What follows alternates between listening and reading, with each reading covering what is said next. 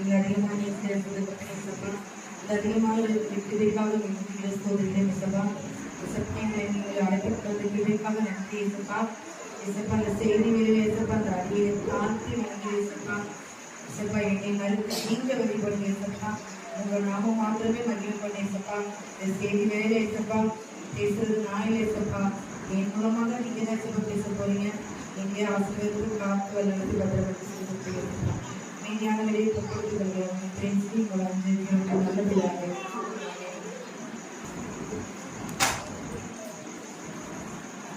மத்தேயு 6:13 அதிகாரம் 6ஆம் அதிகாரம் 13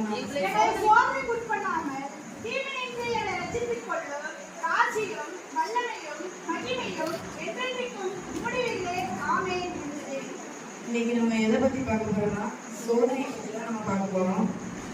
சோதனை நம்மளுக்கு சோதனை எல்லாருக்குமே முதல்ல ஒரு வசனம் என்ன வரும்னா சோதனை ஜெயிக்கிற மனுஷன் பாக்கியம். அந்த வசனம் தான் நம்ம சோதனை பற்றி தான் பார்க்க போறோம். நம்ம பைபிள்ல நிறைய சோதனைகள் கஷ்டங்களை தாண்டி வச்சிருக்கிறாங்க. ஆனா நம்மகிட்ட சின்ன சின்ன விஷயங்களை கூட நம்ம பெருசா நினைக்கிறோம். ஆனா நம்ம பைபிள்ல நிறைய பேர் இருக்கிறாங்க.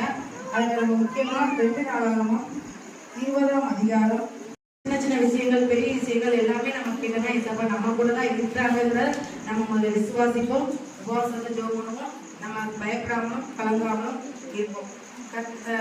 2 பேதுரு 2:9 கர்த்தர் தெய்வ பக்தி உள்ளவர்களை சோதனைகளில் ரட்சிக்கவும் அக்கிரமக்காரரை ஆக்கினைக்குள்ளாக நியாயத்திற்கு வைக்கவும் அறிவிக்கிறார். கர்த்தர் யார சோதனைகளில் ரட்சிக்கிறாரு? தெய்வ பக்தி உள்ளவர்களை. அப்ப நம்ம தெய்வ பக்தி உள்ளவர்களா இருக்கிறோமா? நம்ம தெய்வ பக்தி உள்ளவர்களா இருக்கிறோமா?